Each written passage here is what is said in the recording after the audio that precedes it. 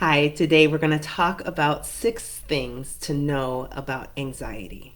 And so I'm Rachel McLeod. I'm a mental health therapist and emotional wellness coach and a therapist mentor. And I specialize in helping people do the brain work for resolving symptoms of anxiety, depression, and traumatic stress. And so the brain really does have a beautiful process for this. And it works really, really well, and we can really help the brain, this process, get unstuck, because it does get stuck. And this process, your brain, when this process gets unstuck, your brain will not only resolve the symptoms of anxiety, depression, or traumatic stress, but it will then be able to complete the rest of its work to make your life better and better and better for you, and more customized to who you authentically are, and really to also help you become more customized to who you are, your boundaries, your desires, your expressions, your skill set, all the things. This is one of your best teammates. This is our best teammate, and when it gets the support it needs, it really thrives. And so that's what I do. And so that's the perspective I'm going to talk about this stuff from. But I want to talk, let's dive in. The first thing to know about anxiety is that it is involuntary. It is not a choice. It doesn't activate from a choice center in your brain. There's tons of things we get choices about. If you are getting choices, you're actually not running from the part of the brain at that moment that creates the anxiety. And so that part of the brain is the limbic system, or the survival system. It's not a choice center, it's a survival center. And so it's designed to keep you alive. It's designed to override you involuntarily and make the moves, the behaviors, and the thoughts that will keep you alive. That's why in an anxious state, you're thinking about maybe all the what ifs, the things could happen, and what how all the planning that you need to do, and looping through all that stuff. That's the survival system. That's what it does. We don't want that running when it's not survival time, but it determines for you whether or not you're in danger. And so, and you don't get a choice about what it thinks, and you don't get a choice about that stuff. So what we can do is we can really support that to be more accurate, and so that this part of your brain, your whole brain, understands what's safe and what's not safe. And there's a lot we can do with that. But I do want you to understand anxiety, the looping thoughts, the worrying, the constant checking, the need for reassurance, those types of things that come from anxiety, all those symptoms, those aren't by choice. So you really can't choose your way out of it either. And so we'll talk about that in a moment. The second thing about anxiety to know is that it can be physical, and it is physical. Anxiety is actually a physical, it's physical. Anxiety it has an expression on many levels of us. It will have an emotional expression, a mental expression. It will have you'll have a subconscious expression. You might be having simple ones like stress dreams, right? That's an anxiety. That's subconscious mind is expressing anxiety, and there's a body level expression of anxiety all the time. And the deal here is, if we can clear the expression from the anxiety expression from the body, it'll clear everywhere else. If we clear it from the emotions or the mental, it doesn't mean it doesn't clear from the body. You still have anxiety. So this body level expression of anxiety is super, super, super important. So just the FYI, right? That's what we're doing here. So this is the body's expression of anxiety, right? Is where the body's talking about anxiety, but it's not in people language, it's not in words, it's not in English or French or whatever you're speaking over there, wherever you are. But it's actually, my phone's ringing. Hold on. Okay, I'm gonna need to get that. But it's not, the body doesn't speak from, it's not in English, right? It's in body. talk. So, a lot of these expressions in our body are full sentences, full books about tons of things. But there are things that you're going to notice, like your stomach dropping, your chest tightening, your throat swelling, headaches, tingling down your arms and legs. These are all the body's expression of anxiety. Okay, and they're really important. They're really important, and you can help your brain heal this stuff and move it out of your body. I'm gonna talk about that in a sec. I want to go in there now. I'm not going down the list. Um, the third thing to know about anxiety is anxiety can make things hard to do. Not only can it make things hard to do, anxiety can be debilitating. It can make it so that you literally cannot, your brain will not allow you to do the thing. Whatever that is, whether it's look at a spider, right? That's an anxiety thing. That's a phobia thing. If your brain will not let you stand there and look at it if you've got a spider phobia. If you've got social anxiety, your body will not let you into the building where there are people. It will make it difficult to leave your home. This is a brain thing. Your brain is trying to keep you safe. Is it accurate? No. But can't, it's not making it through that process I talked about in the beginning, for helping your understand it get accurate, whether it's safe or not safe. It's just making assumptions now, and it's not updating, and so it's not becoming accurate, and so it's keeping you away from perceived dangers that aren't real. And this is really, really frustrating. This is what anxiety is about. And so it can be debilitating. It can make things really difficult. Like maybe you can, and this people talk about this when they're pushing through. I pushed through and was able to do it. That anxiety was getting you. You were actively working through anxiety, and that pushing through is not the best way to work with anxiety. It can actually make things worse. You're actually fighting against your survival system, and survival systems don't like that because they're like, you broke through my defense wall, I'll make it bigger. And now you have more challenges with anxiety. So there's a better way to work through that, and it's faster and it's less painful, because I don't know about you, but I hate that feeling of pushing through anxiety to do something. I would rather spend 2 minutes helping my system process it and work through it and then go have fun, than I would just white knuckling it. That's not a Rachel thing. I'm not here for the white knucklings. Okay. So, and I invite you not to be either. There's an easier way to do this, and we're working with our system, in support with our system. Okay. Number 4, anxiety is a response to emotional distress that is usually, most commonly, fear or worry. So when we're feeling anxious, our systems are running this information. And anxiety it's if we look at it as a concoction, there are some ingredients, right? And if you separate the ingredients, it's information, sensory data, if we want to be all nerdy, and which we do, but you may not want to. It's information and energy, right? That's what anxiety is made of. That's what all emotional distress is made of. Fear is information, sensory data, and energy, right? And so it can be really helpful underneath to be able to work with fear or worry instead of anxiety, because it's a little bit different components.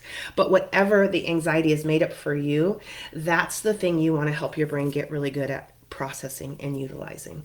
So if your anxiety is because your system there's a lot of fear running through your system that your brain is not good at processing and converting into health and wellness quickly, it's going to sit and linger in your body, which is number 5. So I'm just going to go ahead and read that one too.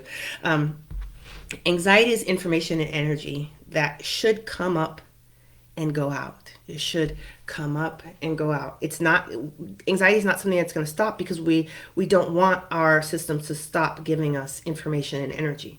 They're creating information and energy. This is it's the information, the sensory information and data of what's going on outside of us, what we can see, what we can hear, what we can taste, smell, touch, the temperatures, and what's going on within us. Our beliefs, our thoughts, our feelings, our memories, all these things.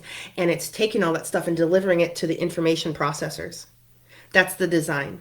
However, if your system is not good at processing some of these things because it hasn't had enough support or practice, or something happened that overwhelmed your ability to process this stuff, then it doesn't process it. And so when you have something that's not processing, you have information and energy that's not processing, it's going to get bigger and bigger. It's going to feel like this. It's going to linger. It's going to last for a long time. Right, but we don't want that. We want our brain to get really good at this stuff. We actually, part of my process for helping people overcome anxiety, depression, and traumatic stress disorders and challenges is really to help them practice processing fear. We're not, and worry and anxiety. We don't want to stop anxiety. We want to complete anxiety. It's a building block for health and wellness. Anxiety is part of your team. It's just, it registers as pain in the nervous system, and so the survival system interprets it as dangerous, and so it gets blocked out. So we want to get that up and running. We want to get this teammate access to the data processor so it can deliver the information and the energy that we need. And the data processors don't care if it was a negative experience, a negative thought, a scary thing. They love that stuff. They're like, ooh, tell me all about it. The pain neurons do care. The limbic system cares. So we have to practice getting this fear stuff up to them past the survival system and really changing the way the whole mind-body system works with fear. And the better your mind body system gets with fear or worry or anxiety, it's going to move faster and faster. And pretty soon it's electrical. It's running on an electrical system. You don't even notice some of it. It just comes and goes, comes and goes. And that's a great sign. It's just energy and information just flowing through your system. No blocks. It's just moving.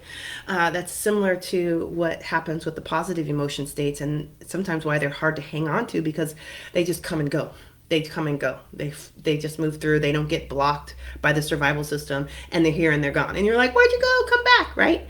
But with these negative feelings, they're like, they don't go away. That's because they're having a hard time making it through. And your brain makes your health and wellness from both the positive and the negative emotions. So we don't want to stop and block and avoid and deny and dismiss and suppress anxiety. We want to finish it. If it's here, great, let's go. Let's finish it. The good thing is, if you have a lot of anxiety and you get it processed, you're going to also watch your brain convert that into courage, bravery, new beginnings, new ways of being, higher levels, expansion, all the great things. So when we don't have a great way of working with anxiety, we can really fear it. We can dread it. We can avoid it. We can have a really challenging relationship with it. So it's super empowering when all of a sudden we watch anxiety do something really good for us. And then, oh my gosh, look I just did that and it wasn't hard. And then we work with our anxiety again. And all of a sudden it dissipates because it's finished. It's like they're little workers that come up and they deliver the thing and then they go back to work.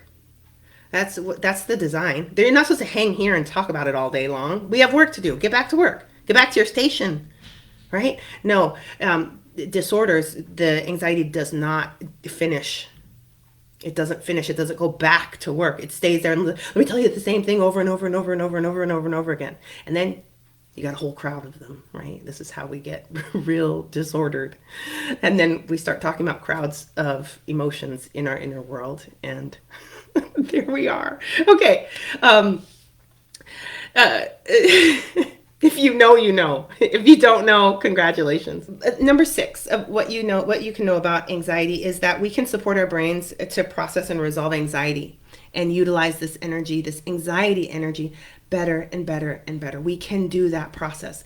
The part of that limbic system, part of the brain, is so responsive to signals of safety that are delivered in the way that it's looking for them to be delivered. Okay, I'm going to say that again in a different way. The survival system, the limbic system, is so responsive to signals of safety that are sent in its native language. When the safety signals are sent in the manner they can receive it, you will notice that if you get this right, you'll watch anxiety symptoms move out of your body in seconds and minutes. They might come back because there might be a really long line of them, but we get like a couple of them through, and we're going to work the whole line, because especially when we're starting this process and your brain's not very good at it, we're only doing this every time. But pretty soon it gets bigger, and then pretty soon we're moving big chunks of data through the system because the process is getting better and better. But anyway, I digress. But you'll notice the anxiety reducing in minutes. It's really, really powerful. And so it's not the same thing as having the same thing chase you around for decades. And things do. So this is a really powerful process that we have full control over. We can support the survival system to shift out of survival mode and into processing mode, and letting that anxiety, letting the fear, that information, that sensory data, the memories, the emotions, the sights, the smells, the sounds, to really get processed, and they'll reevaluate, they'll rewire. That's how they rewire. They get all this data, they read it, they're like, oh, this shouldn't go there. Let's wire this over here. And right, you'll watch that happen naturally. You don't have to do that. What you have to do is help the energy and information get to the top instead of getting rejected from that part of the brain. And I specialize in this, and I have three interventions, three ways of working with that survival system that I love and that I are my favorite, and that work with 99% of my clients. That number changes every time I say it. It's like 97, 98, but really it works with the vast majority of my clients, and they only take 30 seconds or 2 minutes to use. And then you could see the before and the after, and you could try it again. And you say, well, what about this? It worked with this, but did it work with that? And you'll feel the difference in your body. And I want to invite you to play with these interventions of mine. They're not mine, but they're my favorite ones. And I have a free program called Interventions for Inner World Transformation. These interventions are very different. They work with the survival system part of the brain in its native language, which is the body. And so we're actually going to use the body, tapping on different points, doing different breathings. We're going to work with the body to get the anxiety processed, to shift. Instead of the brain rejecting the anxiety stuff, the information and energy, we're going to get it to process it and utilize that as the energy was designed. And so I invite you to try this program. Enroll now, and you can find the link in the descriptions. And in the next hour, 45 minutes, you will be trained in three of my favorite interventions, and you will be able to start playing with them and seeing for yourself. Because it's one thing for us to talk about it, but it's a whole other thing to experience. And you can experience this. People are asking me, is this magic? No, this is not magic. This is actually, we're giving your survival system the actual support it needs to do its work. And this is actually healthy brain function. And so, but it just seems so simple. But it's, when you've been using strategies for other parts of the brain for so long, you just think the brain doesn't work. But when we actually start working with the brain in its design, you just watch things resolve. Right? It's like trying to feed food through your ear. It's not going to work. You need to use the mind-body system how it's designed. Food goes in the mouth, right? The same thing that when we're trying to get anxiety symptoms unstuck and get processed and resolved finally, we actually need to work with the right part of the brain. So I invite you to start now in that free program. If you find an intervention that works and you're like, oh my gosh, this is what I was like, what else can I use this on? I have created a program designed to help walk you through resolving your disorder or your anxiety challenges. And so there's more we can do with this. I have exercises that I teach to get your brain to resolve the exact symptoms you want resolved. And so you can get a lot of power and control over this thing and influence. And you give your brain also power, control, and influence as you give it the support that it needs. So that's also there in the description. That program's called Inner World Transformation. And there's a lot of awesome here. And try it for yourself. Wonderful connecting. See you later. Bye.